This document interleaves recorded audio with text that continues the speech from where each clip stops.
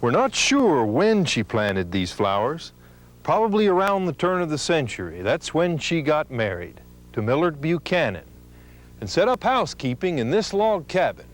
Her name was Barshie Locke Buchanan, a woman whose love for her husband was as constant as the seasons, as certain as the blooming of the flowers she planted in the spring of her life.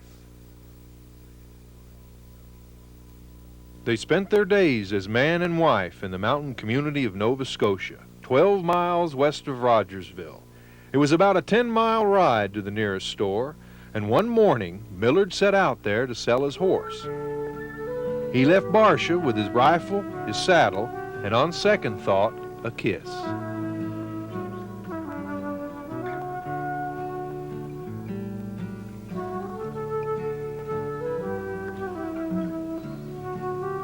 Barshie spent the day by herself, not knowing this was the beginning of almost half a century she would spend alone.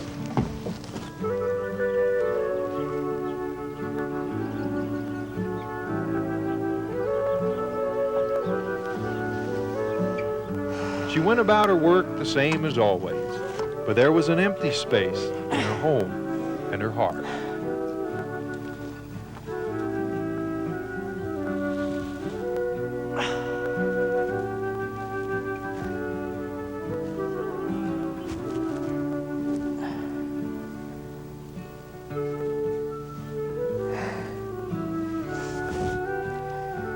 Nobody knows why he left. Miss Barshie didn't know or nobody else why he left.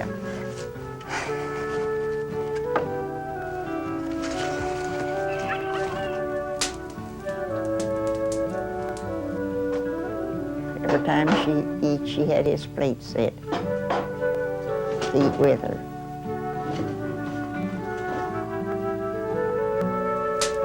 Kept that chair sitting by the bed with his clothes on it.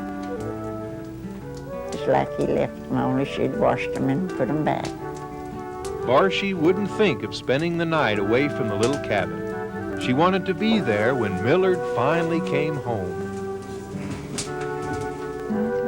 Thou confounded, for thou shalt not be put to shame. For thou shalt forget the shame of thy youth, and shalt not remember the reproach of thy widowhood anymore.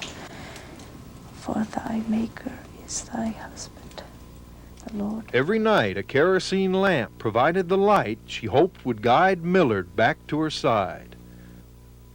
Barshie died in 1929 without ever seeing her husband again.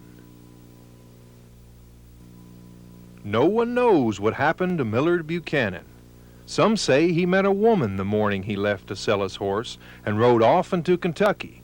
Others say Millard was jailed in Virginia and felt he was unfit to come home to the woman he left waiting. Oh, Lord, she'd have been so happy if he'd have showed up.